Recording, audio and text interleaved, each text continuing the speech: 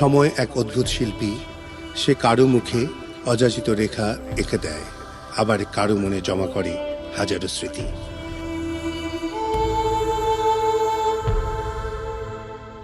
জীবনের দীর্ঘ পথ পেরিয়ে যখন একজন মানুষ প্রবীণ হয়ে ওঠেন, তখন তার মুখে ভাঁজ পড়া প্রতিটি রেখার পেছনে লুকিয়ে থাকে অসংখ্য গল্প, অসংখ্য না বলা কথা। এই গল্পগুলোই আমাদের আজকের প্রামাণ্য চিত্র, এক মুঠো যত্ন এর অনুপ্রেরণা।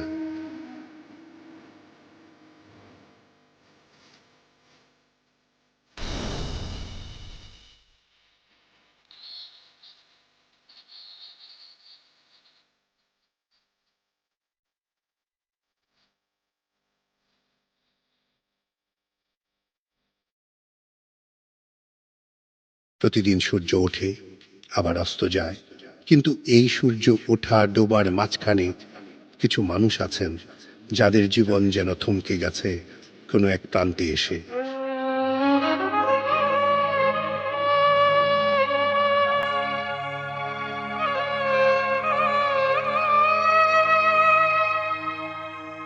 তারা আমাদের মা, বাবা, দাদা, দাদি, নানা, নানি।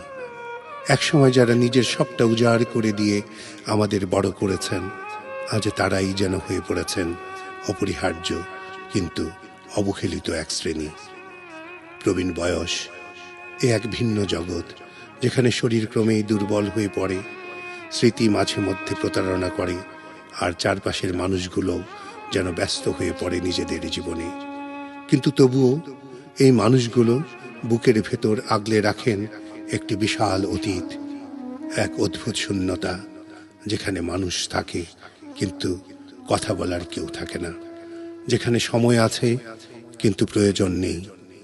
তবুও তারা বেঁচে থাকেন দিন গুণে, নামাজে, প্রার্থনায়, পুরনো অ্যালবামের পাতায়, কিংবা একটা ছোট গাছকে পানি দেওয়ার মধ্য দিয়ে। এই প্রবীণ জীবনকে ঘিরেই এখন কাজ করছে নানা সামাজিক সংগঠন, স্বেচ্ছাসেবী দল, সরকারি বেসরকারি প্রতিষ্ঠান, যারা বোঝে প্রবীণরা বোঝা নয়, বরং তারা আমাদের শিকড়, আর শিকড় ছাড়া কোনো গাছ টিকে থাকতে পারে না। কথা বলছি জনাব খতিব আব্দুল জাহিদ মুকুল, প্রতিষ্ঠাতা বয়স্ক পুনর্বাসন কেন্দ্র। আপনার কাছে প্রশ্ন, আপনি যে মহৎ কাজটি করছেন প্রবীণ জীবন নিয়ে, প্রবীণ মানুষদেরকে নিয়ে, এই বৃদ্ধদের নিয়ে বৃদ্ধাশ্রম, এই কাজের অনুপ্রেরণা আপনি কিভাবে পেলেন? এই যে বৃদ্ধাশ্রম যেটা করেছে, এটা পিছনে ছোট্ট একটা হিস্ট্রি আছে, ইতিহাস আছে। যে আমি যখন ক্লাস 4-5-এ পড়ি, যে কথাগুলো অনেকবার বলেছে টিভিতে, তখনই আমি অসহায় একটা বৃদ্ধ মানুষকে দেখেছি যে তার ছেলের বউ তাকে ঘর থেকে বের করে দিচ্ছে, বাসা থেকে বের করে দিচ্ছে। তার বুকে বাচ্চাটা জড়ায় নিয়ে, তার মানে তার নাতি, চোখে পানি। আমি তখন বলেছিলাম, আমি তখন ক্লাস 4-5-এ পড়ি, বাচ্চা একটা ছেলে। ছোটো থেকে মানুষের প্রতি ভালোবাসা দারুণ, এখন ছোটো থেকে, আমার জন্ম থেকে, যে একটা মানুষ হিসেবে একটা মানুষকে ভালোবাসতে হবে। আমার ঠিক পাশের গ্রামে, আমার বাড়ি পাবনা শহর থেকে 7 কিলোমিটার দূরে, শ্রীপুর গ্রাম নাম, পাশের গ্রামে আমি ওই দৃশ্যটা দেখেছিলাম। যে দৃশ্যটা, তার ছেলের বউ বাড়ি থেকে বের করে দিচ্ছে। ছেলের বউর কথা, তোমার বয়স হয়েছে, তুমি কাজ করতে পারো না, তুমি চলে যাও, অভাবের সংসার তোমাকে খাওয়াতে পারবে না। বাবা বলছে যে এই নাতিটা আমার বুকে থাকবে, আমি ঘরের বারান্দায় শুয়ে থাকবো, তোমাদের খাবার দিতে হবে না, আমি বাড়ি থেকে চা চিন্তা খাবো বাড়ি থেকে। ওই দৃশ্যটা আমি দেখেছিলাম। তখনই চিন্তা করছিলাম, এই ছোট একটা ছেলে, ক্লাস 4-5-এ পড়ি, তখন আল্লাহ তুমি আমাকে যদি কোনো দিন সামর্থ্য দাও, তাহলে এই সমস্ত বৃদ্ধ মানুষের জন্য কিছু করব। কীভাবে কী করব, তখন এই ছোটোকালে অত কিছু মনে ছিল না। আমার মনে হয় আমার জন্মের পর থেকে মানুষের প্রতি ভালোবাসাটা আসছে। ওই না হলে ওই আমি ক্লাস 4-5 পড়া একটা ছেলে, যে তার চোখের পানি দেখে আমার চোখের পানি আসছে। আমি যে আল্লাহ তুমি আমাকে যদি কোনো সামর্থ্য দাও, তাহলে এদেশে অসহায় মানুষের জন্য কাজ করব, যাদের বয়স 60 বছর হবে। লিমিট একটা টাইম থাকতে হবে। আজকে এখানে যাদের দেখছো, এই যে 37-38 বছর, আমি বিয়ে করারও 2-3 বছর আগের থেকে এটা করছি। কাজে আমি এই সমাজে এই সমস্ত যারা আল্লাহ তাআলা যাদেরকে সামর্থ্য দিয়েছে, বড় হয়েছে, সম্পদশালী হয়েছে, তাদেরকে আমি অনুরোধ করব, জীবনটা খুবই ছোট, এর মাঝের থেকে যাবার আগে এই দেশের অসহায় মানুষকে আপনার সম্পদের একটা অংশ আপনার হাত দিয়ে যান। এটি আমার এদেশের ধন্যাঢ্য ব্যক্তিদের কাছে আমার অনুরোধ। আর একটা অনুরোধ, যারা জ্ঞানী গুণী শিক্ষিত, যাদের সম্পদ হয়তো নাই কিন্তু তাদের মেধা বুদ্ধি আছে, তাদের কথা বলার সাহস আছে, তারা সমাজকে আপনাদের বক্তব্যের মাধ্যমে, লিখনের মাধ্যমে সমাজকে একটা পর্যায়ে নিয়ে যেতে পারেন। আমি তাদেরকে অনুরোধ করব যে আপনারা কোনো কিছু ভয় নয়, আপনারা সমাজ জাতির জন্য আপনারা লিখে যান, বলে যান। কী হবে সেটা বড় কথা না। আমি ওই সমস্ত বুদ্ধিজীবীদের কাছে, জ্ঞানী গর্মী ওনাদের কাছে আমার এই অনুরোধ থাকবে।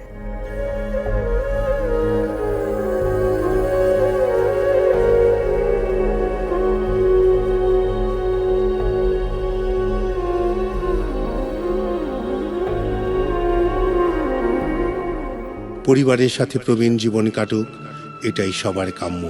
কিন্তু এর বাইরেও অনেকের জীবনে বৃদ্ধাশ্রম একটি আশীর্বাদ স্বরূপ। এখানে কেউ ডাকে, কেউ খোঁজ নেয়। এই কেউ খোঁজ নেওয়াটুকুই যেন প্রবীণ জীবনের সবচেয়ে বড় চাওয়া। এক মুঠো যত্ন মানে শুধু ওষুধ কিংবা খাবার নয়, এর অর্থ তাদের সময় দেওয়া, কথা বলা, পাশে বসা, মন দিয়ে তাদেরকে শোনা। যখন কোনো নাতি তার দাদার কাঁধে হাত রেখে বলে, দাদু তোমার গল্প বলো না, তখন সেই দাদুর চোখে আবার নতুন করে জীবন জ্বলে ওঠে। যখন কোনো মেয়ে দূর শহর থেকে ফোন করে বলে, মা তুমি কেমন আছো, তখন সেই মায়ের হৃদয়ে যেন বসন্ত নেমে আসে। আমরা হয়তো বুঝতে পারি না, কিন্তু আমাদের সামান্য কথাই তাদের জন্য হয়ে উঠতে পারে বেঁচে থাকার সবচেয়ে বড় প্রেরণা।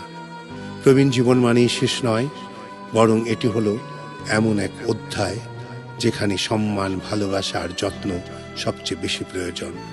এই মানুষগুলোর কাছে এখনো রয়ে গেছে শেখার অনেক কিছু, ধৈর্য, ত্যাগ, সততা, সংগ্রামের গল্প। তারা আমাদের চলার পথে জীবন্ত পাঠাগার। আজ যদি আমরা তাদের পাশে না দাঁড়াই, তাহলে হয়তো একদিন আমরাও এমনই এক নিঃশব্দ বিকেলে কাউকে শুধু অপেক্ষার চোখে খুঁজব। তাই আসুন, একটু হাসি, একটু স্পর্শ, একটু ভালোবাসার কথা দিয়ে আমাদের প্রবীণদের জীবনে তুলে দিই এক মুঠো যত্ন। কারণ এক মুঠো যত্নই পারে একটি প্রবীণ জীবনকে পরিণত করতে একটি সুন্দর বিকেলের প্রার্থনায়। আমরা কথা বলবো তালিয়া রেহমান, প্রতিষ্ঠাতা চেয়ারপারসন, ডেমোক্রেসি ওয়াচ। আপা, আপনাকে স্বাগত প্রবীণ জীবন নিয়ে অনুষ্ঠানে এক মুঠো যত্নতে। আপনাকে শুরুতেই প্রশ্ন করতে চাই, প্রবীণদের যত্ন সম্পর্কে কিছু বলুন। আমি তো প্রথমেই বলবো আমি প্রবীণ হতে চাই না। আমি যেরকম ছিলাম ওরকমই চাই। হ্যাঁ, ধীর গতি হয়ে গেছে, অত তাড়াতাড়ি সব কিছু করতে পারি না, কিন্তু বয়সের সংখ্যায় আমি প্রবীণ, কিন্তু আমি মনে প্রবীণ না। এরকম লোক অনেক আছে, কিন্তু তাদের উপেক্ষা করা হয়, তাদের বলা হয় একটা সংখ্যার মধ্যে এনে দেয়, তারা এই বয়স, সুতরাং তারা প্রবীণ। সেটা আমি সবটা মেনে নিতে পারি না। কিন্তু তবুও হয়তো এখন না, কিন্তু আরও কিছু পরে হয়ে যাব। তখন হয়ে যাওয়া মানে কি, মানে আমি যেভাবে কাজ করতাম সেভাবে আর কাজকর্ম করতে পারছি না, নিজের দেখাশোনা করতে পারছে না, তাই না? সেটাই প্রবীণদের একটা কষ্ট। আর তাদের নিজেদের শারীরিক অনেক কষ্ট থাকে। প্রবীণদের অবশ্যই যত্ন লাগে, কেননা তাদের বহুকাল ধরে এই শরীরে তারা অনেক কাজ করেছেন এবং শেষের দিকে সেগুলো একটু আর কোঅপারেট করতে চায় না বলে অনেক ব্যথা হয়। আমি যতজন প্রবীণের সঙ্গে কথা বলেছি প্রত্যেকেই বলেছেন ব্যথা বেদনায় রাতে ঘুম হয় না। এটা সবচেয়ে বড় ব্যথা বেদনায় এটা একটা, আরেকটা হলো একাকিত্ব। এই দুটো প্রবলেম হলো বৃদ্ধদের অথবা প্রবীণদের, যেটাই বলুন না কেন। বাংলাদেশে এবং দেশের বাইরে যে আন্তর্জাতিক পরিমণ্ডলে প্রবীণদের অবস্থা সম্পর্কে আপনি কিছু বলুন। কম্পেয়ারই করা যায় না। ওদের একটা বয়স হলে 65 বছরের পর থেকে প্রতিটি প্রবীণ, যাতে এই যে বললেন প্রবীণ হলে কি দুঃখ, প্রবীণ হলে কি একা, প্রবীণ এইগুলো যাতে না হয় সেই জন্য তাদের ফ্রি টিকিট, বাস টিকিট কিংবা ওখানে টিউব পড়ে মাটির নিচে পাতাল রেল আছে, সেটার জন্য ফ্রি টিকিট দেওয়া হয় যাতে প্রবীণরা বিভিন্ন জায়গায় গিয়ে নিজের মন ভালো রাখে।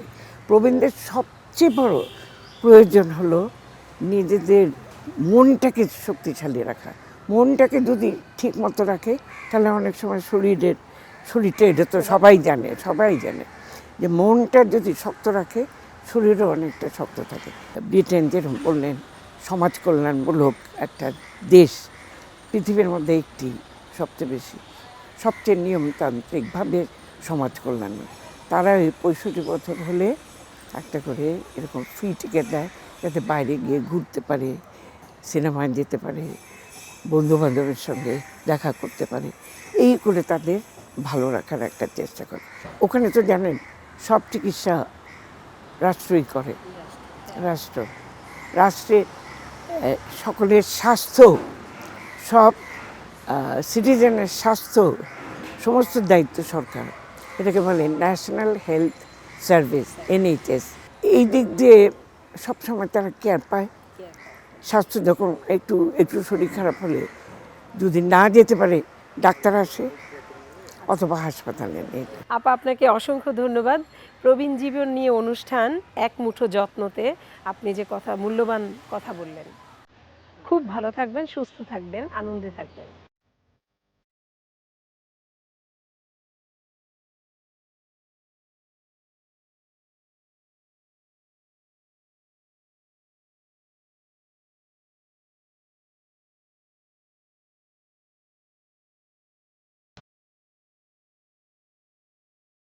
প্রবীণ জীবনের প্রতিটি দিনই একটি গল্প, একটি সংগ্রাম, একটি উষ্ণতা। বয়স একটি সংখ্যা। দর্শক, প্রবীণদের মর্যাদা, যত্ন, একাকিত্বে পরিবার, সমাজ এবং রাষ্ট্রের দায়িত্ব নিয়ে আমরা সাজিয়েছি আজকের এক মুঠো যত্ন।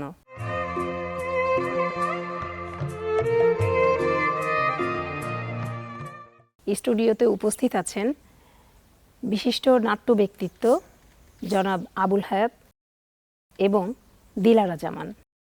আমাদের সাথে আরও উপস্থিত আছেন বাংলাদেশ সুপ্রিম কোর্টের আইনজীবী মোহাম্মদ আসাদুজ্জামান। আপনাদের সবাইকে স্বাগত। আমি শুরুতেই যাচ্ছি জনাব আবুল হায়াত। প্রবীণ জীবনে আমরা নানা রকমের চ্যালেঞ্জ আমরা দেখতে পাই, তাহলে প্রবীণদের চ্যালেঞ্জ মূলত কি কি আপনি মনে করেন? এক নম্বর সেটা হলো যে সবাই খুব মনে করিয়ে দেওয়ার চেষ্টা করে যে আমি প্রবীণ। আমাকে বারবার মনে করানো হয় যে তোমার বয়স হয়েছে। হ্যাঁ, যেখানে আমার দরকার নেই সাহায্য সেখানে আমাকে স্বতঃপ্রবৃত্ত হয়ে তারা আমাকে সাহায্য করার চেষ্টা করে, যেটা একটা প্রবীণের মনোবলকে দুর্বল করে ফেলে। এটা আমার মনে হয় আর কি সবসময়। একজন প্রবীণকে সরকারের তরফ থেকে যেসব দায় দায়িত্ব ফ্যাসিলিটিসগুলো দেওয়া হয়েছে সেইটা জানানোটা প্রয়োজন। যেমন আমি এখনও জানি না যে আমার কি কি পাওনা, 65 এইজের পরে আমি কি কি সুবিধা পেতে পারি। একটাই আমি জানি এ পর্যন্ত, সেটা হলো যে ইনকাম ট্যাক্সে আমি একটা সুবিধা পাই 50,000 টাকাটা। আর যে কী পাই আমি নিজেই জানি না। হঠাৎ করে কোথাও গেলে হয়তো বুড়া মানুষটা আগে উঠাই দাও, বুড়া মানুষটা ধৈর্য উঠাও। যে এই জিনিসগুলো হয় কি মানসিকতাকে দুর্বল করে ফেলে। বরং তাদেরকে সবসময় বোঝানো উচিত যে আপনি মোটেই দুর্বল নন, আপনি হলেন সবচেয়ে অভিজ্ঞ ব্যক্তি। আপনি আমাদেরকে বলেন আমরা কিভাবে আপনাকে সাহায্য করতে পারি। এই জায়গাটা যখন আমাকে বলবে কেউ, তখন আমার কাছে এটা চ্যালেঞ্জ যে আমি তাকে কিভাবে বলবো যে আমি এতদিন যে কাজগুলো করেছি এই কাজগুলো তোমরা করবে বা সেইগুলোকে ফলো করার চেষ্টা করবে। প্রবীণ মানেই অনেকগুলো অভিজ্ঞতার ঝুড়ি এবং বটের ছায়ার মতো আপনারা আমাদেরকে সারা জীবন ছায়া দিয়ে যান। আমি জনাব দিলারা জামান আপনার কাছে জানতে চাই, পরিবারের ভূমিকা প্রবীণ জীবনে কতটা প্রয়োজন মনে করেন? আমাদের এখনকার জীবনে দেখা যাচ্ছে যে পরিবার তো একক পরিবার হয়ে যাচ্ছে, তাহলে এই পরিবার কাঠামো আমাদের প্রবীণদের যত্নের ক্ষেত্রে কি কি ভূমিকা রাখতে পারে? পরিবার বলতে আমরা সেই পরিবারে বয়োবৃদ্ধ যারা আছেন তাদেরকে পাই না বলতে গেলে। শহরের জীবনে তো পাই না, কারণ সেখানে বাবা মা দুজনেই কাজ করেন। সেখানে যদি একজন বৃদ্ধ মানুষ বাড়িতে থাকে সেটাকে তারা বোঝা মনে করে এবং সমস্যা মনে করে, এবং সত্যি সমস্যা। হঠাৎ অসুস্থ হয়ে গেলে কে দেখবে, কে কী করবে। শহরের বাইরে আমরা গ্রামে যাই বা অন্যখানে যাই, সেখানে দেখতে পাই যে একজন বৃদ্ধ অসুস্থ হলে পাড়া প্রতিবেশী সবাই অলমোস্ট চলে আসে, দেখতে চায় বা সাহায্য করতে চায়। এটা তো শহরের সেটা সম্ভব না। তো সেই জন্য পরিবারের যে সংজ্ঞাগুলো সেটাও বদলে যাচ্ছে, এবং বয়োবৃদ্ধ যারা আছে তারা যে সামলে রাখতেন, তাদের অভিজ্ঞতার কথাগুলো পরিবারের অন্যদেরকে শেয়ার করতেন, উপদেশ দিতেন, সেগুলো আস্তে আস্তে হারিয়ে যাচ্ছে। পাশ্চাত্যের মতনই তাদের ভালোগুলো আমরা গ্রহণ করিনি, কিন্তু তাদের অন্যান্য যে সমস্ত ব্যাপারগুলো সেগুলো আমরা নিয়েছি, এবং সেগুলো আমাদের জন্যে, আমাদের শত বছরের যে জীবনবোধ, যে আদর্শ, সেগুলোকে আমরা বিসর্জন দিচ্ছি, এবং সেটা আমাদের জন্য সত্যি একটা ক্ষতির অবস্থায় আমি বলতে চাই। কারণ যিনি বয়োবৃদ্ধ থাকেন তিনি শুধু তার নিজের সন্তান না, সেই সন্তানের সন্তানদেরকেও তিনি যেটা প্রয়োজনীয় না, যেটা অমঙ্গলকর, যেটা আমাদের জীবনের জন্যে দুর্ঘটনা বা অন্যান্য বিপদ ডেকে আনতে পারে, তার অভিজ্ঞতা থেকে তিনি সেগুলো আগেই বলতে থাকেন এবং আমাদেরকে একটা অন্য রকম সমৃদ্ধতায় ভরে দেন। এগুলো আমরা হারিয়ে ফেলছি। এটাতে আমারও দুঃখ আছে যে এই ব্যাপারগুলো যে আমাদের জীবন থেকে হারিয়ে যাচ্ছে, সেটা সত্যি আমাদের জন্য অকল্যাণকর, এবং সেটা আমাদের কোনোদিনই ভালো কিছু বয়ে আনছে না। যার জন্যে আমরা দেখি যে এখন বাচ্চারা অনেক কিছু শিখতে পারে না। বয়োবৃদ্ধ যারা আছে তাদেরকে দেখলে যে সম্মান করা, আরও অনেক কিছু আমাদের দৈনন্দিন জীবনে এবং আমাদের অন্যান্য জীবনের জন্য যেটা অতি প্রয়োজনীয়, সেগুলোকে আমরা নিতে পারছি না। এটা, আর সেই সাথে সাথে আমি বলবো যে আমাদের ব্যস্ততম জীবনের জন্যে অনেক কিছুকে আমরা দিতে চাইলেও দিতে পারি না। সেদিক থেকেও আমরা আমাদের আগামী প্রজন্মকে সত্যিকার অর্থে আমরা বঞ্চিত করছি, এবং আমরা নিজেরাও ক্ষতিগ্রস্ত হচ্ছি বলতে যাই। জনাব মোহাম্মদ আসাদুজ্জামান, আপনার কাছে প্রশ্ন। আমরা প্রবীণদের অধিকার, দেখা যায় যে আমাদের সমাজে এক সময়ে প্রবীণদের, আমাদের যে পারিবারিক কাঠামো, সমাজের দায়িত্ব থেকেই আমরা দায়িত্বগুলো পালন করতাম, কিন্তু এখন আসলে আইনগত অধিকার প্রতিষ্ঠিত করার সময় এসে গেছে। সেই জায়গা থেকে আপনি একটু বলবেন প্রবীণদের আইনগত কি কি অধিকার দেয়া যায়? প্রবীণদের আইনগত কোনো অধিকারের বিষয়ে সেভাবে কোনো আইন এখন তৈরি হয়নি। 2013 সালে একটি আইন হয়েছে, যেটাকে বলছি আমরা পিতামাতার ভরণ পোষণ আইন।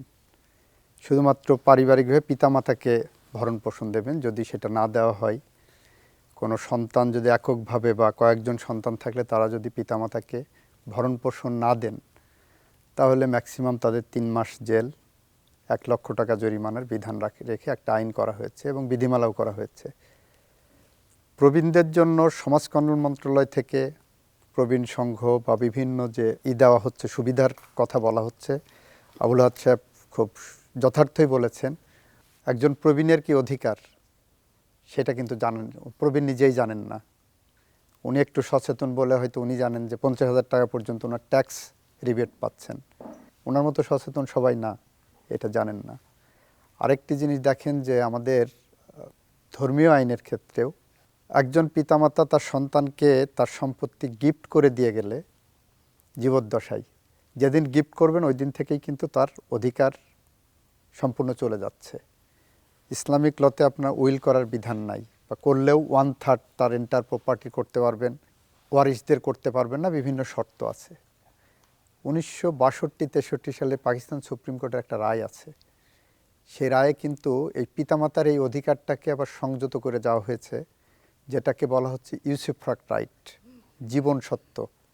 যে আমি আমার সন্তানকে আমার প্রপার্টি দান করলাম, কিন্তু আমি জীবন সত্য রাখতে পারবো যে আমার যতদিন বয়স আছে, আমি যতদিন বেঁচে থাকব, ততদিন পর্যন্ত এটা আমি ভোগ দখল করতে পারবো। আমি বিক্রি করতে পারবো না, কিন্তু আমার ভোগ দখলের অধিকার থাকবে, আমার সন্তান ওই প্রপার্টি গিফট পাওয়ার পরে পারবে না।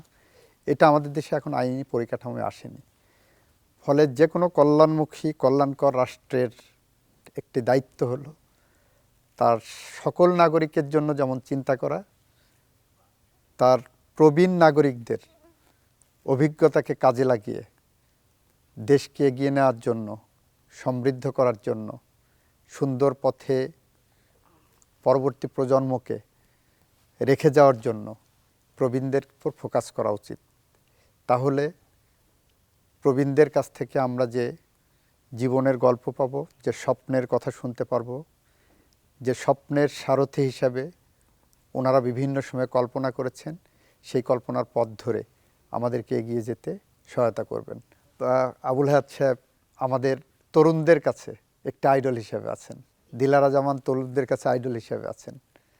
তো ওনাদের কথা, ওনার সাথে দুইজনের সাথে কথার সাথে একমত হয়ে আমি বলছি যে সরকারের একটা কাঠামো তৈরি করা প্রয়োজন, যে কাঠামোর মধ্যে যে সুযোগ সুবিধাগুলো দেওয়া হচ্ছে এটা যাতে তাদের জানা উচিত, এবং সেটা যদি অপর্যাপ্ত হয় তাহলে সেটাকে পর্যাপ্ত করার ব্যবস্থা করা উচিত। বিশেষ করে প্রবীণদের ক্ষেত্রে ধরুন বাবা মা সবচেয়ে বেশি সমস্যায় যেটা ভোগেন, জীবনের শেষ প্রান্তে এসে তার সম্পত্তি নিয়ে সন্তানদের কিভাবে বন্টন করবেন বা মারা যাওয়ার পরে সেইটা নিয়ে যে বিরোধ তৈরি হয়, ওইটার থেকে মুক্তি পাওয়ার জন্য আমাদের ডোমেস্টিক ল এবং আপনার ধর্মীয় আইন, যে কোনো ধর্মেরই, এই আইনগুলোকে সমন্বয় করে একটি সামনের দিকে সুদৃঢ় পরিকল্পনা করা উচিত। পিতামাতার ভরণ পোষণ আইন বাংলাদেশে আছে, কিন্তু প্রয়োগের ক্ষেত্রে দেখা যায় আমাদের কোনো বাবা মা আসলে চায় না যে তার সন্তানের বিরুদ্ধে থানায় গিয়ে অভিযোগ করবে। সে গুমড়ে তার কষ্টগুলো নিজের কাছেই সে নিজে রাখে। সেই ক্ষেত্রে কি আপনি মনে করেন যে এই আইনগুলো রাষ্ট্রীয়ভাবে কতটা আরও প্রয়োগের প্রয়োজন? হ্যাঁ, এটা প্রয়োগের জন্য রাষ্ট্র যথেষ্ট মেকানিজম নাই, আরও বেশি ইফেক্টিভ মেকানিজম করা দরকার। এবং এই যে প্রবীণদের, বিশেষ করে পিতামাতার বিষয়ে আপনার নচিকাতার বৃদ্ধাশ্রম গানটা যদি শুনেন, সেটা হলো বাস্তব প্রতিচ্ছবি, বাস্তব প্রতিফলন আমাদের সমাজের ক্ষেত্রে। রাষ্ট্র আমাদের এখানে কখনো কখনো নিপীড়কের ভূমিকায় থাকে, কখনো কখনো নিষ্ক্রিয় থাকে। রাষ্ট্রযন্ত্র কখনো কখনো তার ফোকাস ভিন্ন খাতে ডাইভার্ট করে। কল্যাণকর রাষ্ট্র আমরা এখন হয়ে উঠতে পারিনি। আমার রাষ্ট্র ব্যবস্থা যদি কল্যাণকর হয়, আমার বিচার ব্যবস্থা যদি কল্যাণমুখী হয়, গণমুখী হয়, তাহলে দেখবেন এটা সমস্যার সমাধান করা খুব কঠিন কোনো কাজ না। যেমন আপনি নারীর অধিকারের জন্য সংগ্রাম হচ্ছে, শিশু অধিকারের জন্য সংগ্রাম হচ্ছে। আমরা যদি অ্যাডভোকাসিটা ওইভাবে করি, আমার প্রবীণদের অধিকারের জন্য, আমার ঘরে ঘরে প্রবীণরা যেভাবে নির্যাতিত হচ্ছে, মুখ বুজে যেভাবে সহ্য করছেন, তার বিরুদ্ধে যদি আমরা কণ্ঠ উচ্চারিত করতে পারি, এটাও অ্যাটেনশন আসবে। অ্যাটেনশন আসলে তখন রাষ্ট্র নিশ্চয়ই এটার দিকে আরও বেশি মনোযোগী হবে। আমি আবারও ফিরে আসছি জনাব নাট্য ব্যক্তিত্ব, আমাদের সেলিব্রিটি, আমাদের বাংলাদেশের গর্ব। আপনাকে আমরা তরুণদের কাছে আপনি কিন্তু আলোকবর্তিকা। সেই জায়গা থেকে আপনি তরুণদের উদ্দেশ্যে আপনি আপনার মতামতটা, আপনার উপদেশ আপনি দিবেন যে আসলে আমাদের এই প্রবীণদের যত্নের জন্য নবীনদের আরও কতটা দায়িত্বশীল হওয়া প্রয়োজন। আসলে এখানে নবীন প্রবীণ বলে কোনো কথা নাই, প্রতিটি নাগরিকেরই দায়িত্বশীল হওয়া উচিত বলে আমি মনে করি আর কি। কারণ আমরা এখন পথে ঘাটে যেভাবে মানুষজনকে মানে কি বলবো, বিশৃঙ্খল অবস্থায় দেখতে পাচ্ছি, তাতে শঙ্কিত হয়ে যায় যে এই জাতির ভবিষ্যৎটা কি। সেখানে সরকারের দায়িত্বটা অনেক বেশি। যেমন নবীনদের প্রতি যেরকম দায়িত্ব, প্রবীণদের প্রতি সেরকম দায়িত্ব। নবীনদের প্রথম দায়িত্বই যেটা হচ্ছে যে শেকড়কে তোমার শ্রদ্ধা করতে হবে। প্রবীণরা হচ্ছে তোমার শেকড়, সেই শেকড়ের উপরে সুপার স্ট্রাকচার হয়। শেকড়কে যদি তুমি অশ্রদ্ধা করো তাহলে তোমার সুপার স্ট্রাকচার টিকবে না। তুমি যদি মনে করো আই ইগনোর দিস, আমার এই শেকড় দরকার নেই, আমি নিজের মতোই উঠবো, এটা কোনোদিন হয় না। এটা হলো প্রথম কথা। দ্বিতীয় কথা হলো যে আমরা প্রায় শুনি যে নবীনরা বলে থাকে যে বুড়োরা বেশি কথা বলে। হ্যাঁ, বুড়োরা খুব বেশি কথা বলে, এটা নিউরনের দোষ। নিউরন এটা করায় তাকে দিয়ে, সে ইমিডিয়েট পাস্ট ভুলে যায়, ফারদেস্ট যে পাস্ট আছে সেগুলো তার মনের মধ্যে জেগে ওঠে, তখন সে সেগুলো বলতে থাকে এবং বলে আনন্দ পায়। এই যে আনন্দ পাওয়াটা, এটাকে যদি কেউ থামিয়ে দেয় তাহলে এই লোকটি যে কষ্টটা পায় সেটা তার মৃত্যুটা আরও এগিয়ে আনে। এবং ডাক্তারের শাস্ত্রে এখন যেটা বলে যে প্রবীণদের কথা বলতে দেবেন, কারণ তারা কথা বলে বেশি, কথা বলতে দেবেন।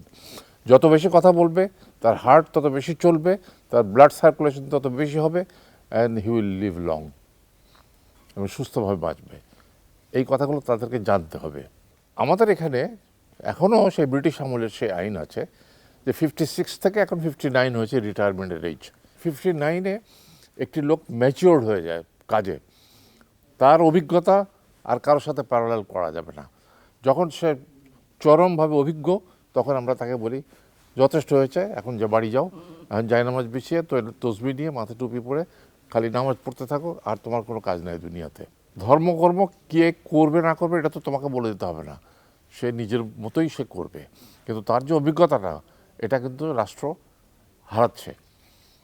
তার পরিবর্তে একটি নতুন লোক ঢুকছে যার অভিজ্ঞতা বলতে কিছুই নেই, জিরো।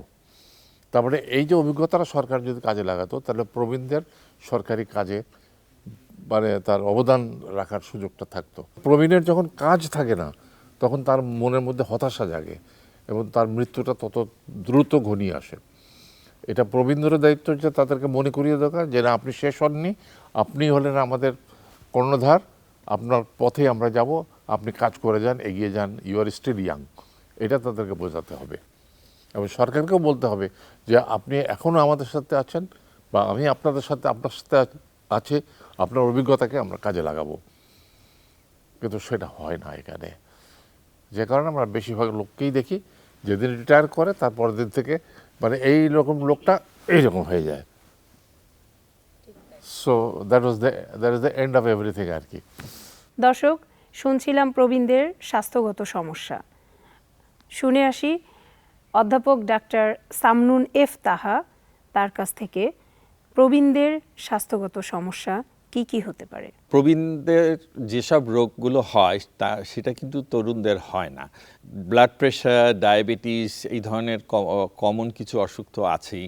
তারপরে কিছু বিশেষ ধরনের রোগ হয়, যেরকম সারা শরীরে ব্যথা কিন্তু প্রবীণদের ক্ষেত্রে একটা বিশাল অসুখ। বিশেষ করে অস্টিওআর্থ্রাইটিস যেটা বলি, যে হাড় ক্ষয়ে যাওয়া রোগ, বিশেষ করে হাঁটুতে ব্যথা হয়, হাড় ক্ষয়ে যায়, তখন হাঁটা চলার খুব সমস্যা হয়।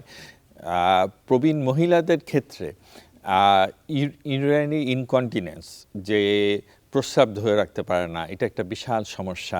হঠাৎ করে দেখা গেল একজন ভদ্রমহিলা খুব উৎফুল্ল, বিভিন্ন অনুষ্ঠানে যাচ্ছেন, দেখা গেল উনি আর বাসার বাইরে যেতে যাচ্ছেন না।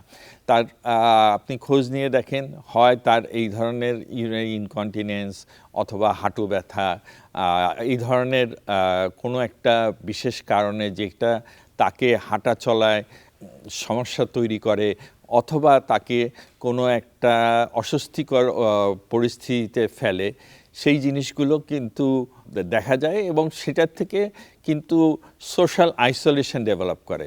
উনি ঘরবন্দি হয়ে পড়েন এবং ঘরবন্দি হলে দেখা যায় যে প্রবীণদের ক্ষেত্রে ডিপ্রেশন অথবা বিষণ্ণতা একটা বিশাল বড় ব্যাপার, যে উনি ঘরের বাইরে যেতে পারছেন না, কথা বলার লোক পাচ্ছেন না। এই জিনিসগুলো কিন্তু বড়ভাবে দেখা যায় প্রবীণদের ক্ষেত্রে। আরেকটা বড় জিনিস হচ্ছে গিয়ে খাওয়ার রুচি কিন্তু বদলে যায় বয়সের সাথে সাথে। সুতরাং তার খাওয়া দাওয়াটা কীরকম হচ্ছে সেদিকে একটু নজর রাখা উচিত। প্রবীণদের ক্ষেত্রে আরেকটা বড় সমস্যা হচ্ছে গিয়ে ভুলে যাওয়া রোগ, ডিমেনশিয়া। আপনারা এই সম্বন্ধে অনেকেই জানেন। অনেকটা হচ্ছে গিয়ে এটা একটা, যদি আপনি ব্রেনটাকে একটা খাতার মতন চিন্তা করেন, দেখা গেল ওইখান থেকে কয়েকটা পাতা মুছে গেছে এবং বিশেষ করে পুরানো দিনের কথা মনে থাকে, কিন্তু সকালে নাস্তা কি খেয়েছেন সেটা উনি মনে রাখতে পারে না। এক্ষেত্রে কিন্তু পরিবারের লোকজনের সহযোগিতা সাংঘাতিক প্রয়োজন। একটুতেই মেজাজ খারাপ করেন বয়স্ক মানুষজন, সব কিছু ভুলে যান, সন্দেহ করেন। এটাও কিন্তু একটা ডিমেনশিয়াল লক্ষণ। একজন প্রবীণ মানুষকে কিন্তু তার পরিবারের লোকজনকেই সেবা যত্ন করতে হয়, সেই হচ্ছে গিয়ে প্রাইমারি কেয়ার গিভার। অন্য লোক দিয়ে কিন্তু সেই সেবাটা কিন্তু সম্পূর্ণ করা যায় না। যেরকম এই শহরে যদি একজন প্রবীণ ব্যক্তি থাকেন বাসায়, তাহলে স্বামী স্ত্রী দুইজনকেই কিন্তু চাকরি করতে হয় এবং বাচ্চাদের দিকেও নজর রাখতে হয়। সেই জন্য কিন্তু ওই প্রবীণ লোকটার যত্ন অনেক সময় দেখা যায় যে করার মতন যথেষ্ট সময় দিতে পারে না পরিবারের লোকজন। সুতরাং একটা মানুষকে সেবা করার জন্য অনেক সময় প্রফেশনাল কেয়ার গিভারও রাখতে হয়। আর প্রফেশনাল কেয়ার গিভারদের ক্ষেত্রেও দেখা যায় যে এটা যে একদম কম খরচের এমন না। তো অনেক পরিবার এটাকে বহন করতে পারে, অনেকে পারে না।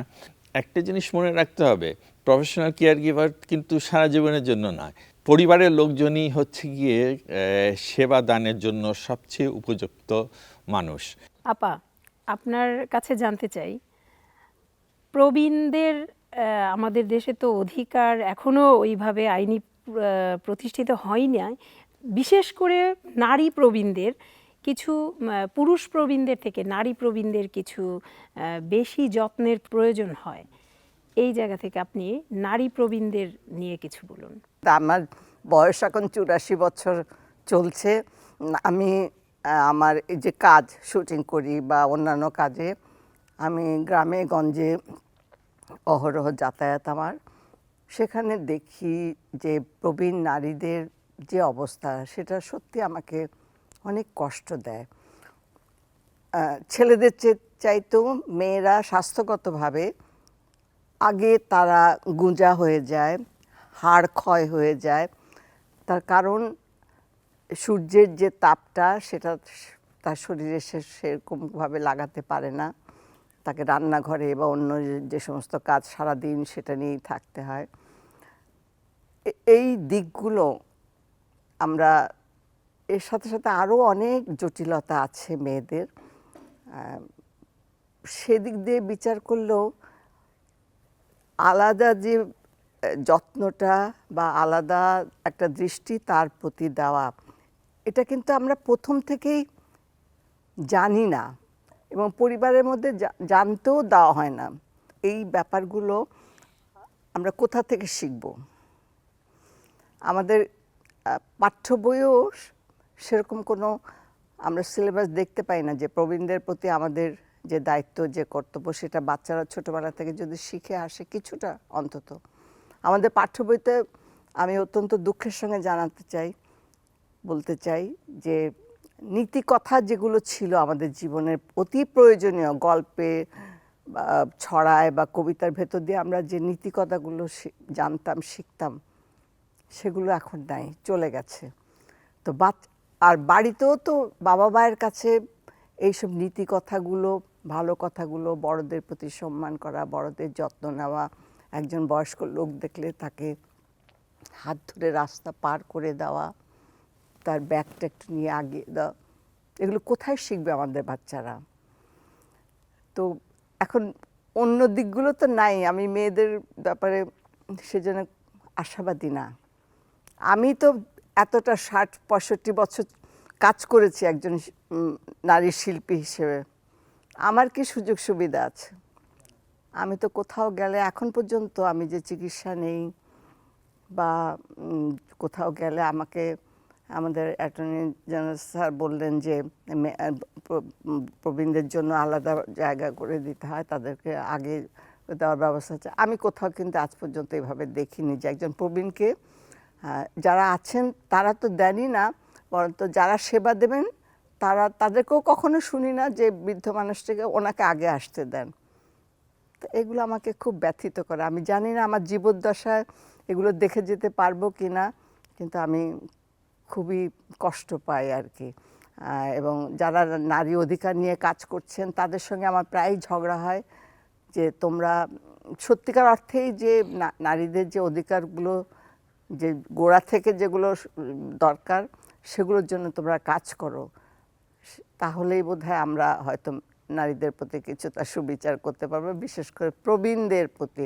এবং সরকারের কাছেও আবেদন থাকবে যে অন্তত এখন তো নানান রকম ব্যবস্থা হয়েছে, আমাদের যে সমস্ত প্রয়োজনীয় ব্যাপারগুলো আছে সেগুলো তারা আইন করেই করতে পারেন প্রবীণদের জন্য। দর্শক, শুনে আসি শাস্ত্রীয় সঙ্গীতের শিক্ষক পণ্ডিত অসিতদের কাছ থেকে সঙ্গীত কিভাবে প্রবীণ স্বাস্থ্যের উপর প্রভাব ফেলতে পারে। মানুষ একটা সময় তার বয়স বাড়বে, প্রবীণ হবেন। মানুষ এই প্রবীণ বয়সে যেটা সাধারণত হয় সেটা হচ্ছে যে আমাদের সন্তানরা বিভিন্ন জায়গায় বিভিন্নভাবে এঙ্গেজ হয়ে পড়েন, অর্থাৎ অনেকের আছেন যারা সন্তান বাইরে চলে যান, বিদেশে থাকেন, সেই সময়টা খুব একাকিত্বের মধ্যে কাটে প্রবীণদের। সেই সময়টায় যদি আমরা সঙ্গীতের মতো একটা বিষয় যদি প্রবীণদের মাঝে এই চর্চাটা আমরা ছোটবেলা থেকে শুরু করতে পারি এবং বয়স যখন বাড়ে তখন যদি এই যে অবসর সময়টা অর্থাৎ একাকিত্বের যে সময়, সেই সময়টাতে দেখা যায় এই সঙ্গীত চর্চার মাধ্যমে তার একাকিত্বের অনেকটা অবসান ঘটতে পারে। অর্থাৎ ওই যে একাকিত্বের যে সময়টা, সঙ্গীত তার একটা বড় সাথী হতে পারে। এই জন্যে আমার মনে হয় যে ছোটবেলা থেকেই আমরা আমাদের যে সন্তানরা আছেন তাদেরকে যদি আমরা সঙ্গীত বা সাহিত্য বা সংস্কৃতির যে কোনো একটা বিষয়ে আমরা তাদেরকে ছোটবেলা থেকেই উৎসাহিত করি, তাহলে মনে হয় যে এই যে প্রবীণ বয়স যেটা আমরা বলছি প্রবীণ স্বাস্থ্যের ব্যাপারে, সেটা অনেকটা সময় বা অনেকটা ভালোভাবে কাটানো যায়। আমার মনে হয় যে বিভিন্ন রাগ, যে রাগগুলি আছে আমাদের স্বাস্থ্যগতভাবে যেটা সাহায্য করতে পারে আমাদের স্বাস্থ্যকে সুরক্ষার জন্যে। সকালবেলায় যেমন ভৈরব রাগ, আমি একটু গুনগুন করে গেয়ে দিচ্ছি। রাগটার স্কেলটা এরকম: সা রে গা মা পা ধা নি সা, সা নি ধা পা, মা গা রে সা।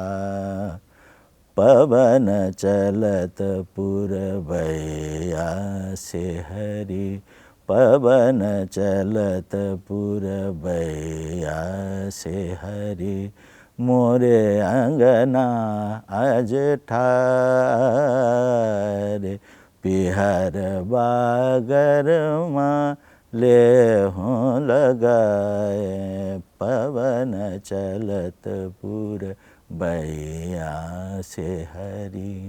তো শান্ত স্বভাবের এই রাগ সকালবেলার যে প্রকৃতির যে অবস্থা থাকে, অর্থাৎ শান্ত, খুব স্থির একটা ভালো লাগার সময়, সেই সময়টাতে যদি আমরা এই ধরনের কোনো একটা রাগ চর্চা করি তাহলে দেখা যাবে যে সময়টা খুব ভালো কাটলো। আসাদুজ্জামান, আপনার কাছে আসছি। উন্নত বিশ্বে দেখা যায় যে কল্যাণ রাষ্ট্র স্যার হেনরি বেভারিজের মাধ্যমে যেই 47-এ আমরা দেখেছি, এই কল্যাণ রাষ্ট্রের আমাদের আগামীতে বাংলাদেশে কি আমরা আশা করতে পারি যে সেই রকম একটি কল্যাণ রাষ্ট্র আমাদের প্রতিষ্ঠিত হবে এবং প্রবীণরা আগামী দিনে রাষ্ট্র পরিচালনার দায়িত্ব নেবেন, যে সমস্ত রাজনীতিবিদরা আসবেন, আশা করি তারা এই বিষয়টাকে খুব গুরুত্ব সহকারে নিয়ে পার্লামেন্টে কোনো মোশন আনবেন এবং সেখানে যদি আমার কিছু করণীয় থাকে আমি করব। আমরা বিদেশে যে জিনিসটা দেখি, আমি যেটুকু দেখেছি আর কি, যে ওখানে রিটায়ারমেন্টের কোনো এজ নেই। আপনি যতদিন fit you can go on working. যখন আপনি বলবেন যে না আমি আর পারবো না, আপনি ইউ আর রিলিজড। এবং শুধু খালি হাতে রিলিজড না, you will get lot of money from the government. সেই টাকা দিয়ে আপনি বাকি জীবন আরামসে একদম নিশ্চিন্তভাবে আপনার জীবন কাটাতে পারেন। এরকম আইন কি এই দেশে করা সম্ভব? এরকম আইন নিশ্চয়ই করা সম্ভব। পরিকল্পনা মাফিক করলে পারে, হয়তো অত ভালো না হলেও কাছাকাছি কিছু হতে পারে, কিন্তু আমাদের প্রবীণদের নিয়ে কোনো স্কিম এখন পর্যন্ত আমরা ওইভাবে ফলপ্রসূভাবে আসেনি। তার একটা কারণ হলো ওই যে একটা কথা আছে না, না চাইলে মায়েও দুধ দেয় না। আমাদের এখানে প্রবীণদের নিয়ে কোনো আলোচনায় এখন পর্যন্ত ওইভাবে ইফেক্টিভলি আসেনি। আপনি নারী নির্যাতন নিয়ে কথা বলছি, শিশু নির্যাতন নিয়ে কথা বলছি খুব জোরে সোরে সোচ্চার কণ্ঠে, শ্রমিকদের অধিকার নিয়ে কথা বলছি, আমরা ধরেন ওই চাকরিজীবীদের সুযোগ সুবিধা নিয়ে কথা বলছি। কিন্তু আপনি যেটা রাইটলি পয়েন্ট আউট করেছেন যে একজন প্রবীণ যখন রিটায়ারমেন্টে যেদিন থেকে চলে যাচ্ছেন ওই দিন থেকে উনি ফরগটেন হয়ে যাচ্ছেন। এই যে ফরগটেন হয়ে যাচ্ছেন এর বিরুদ্ধে আমাদের একটা সামাজিক আন্দোলন গড়ে তোলা দরকার।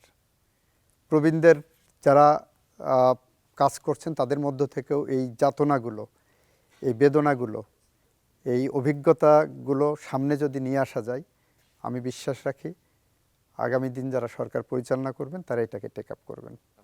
অনেক অনেক ধন্যবাদ আপনাদের সবাইকে।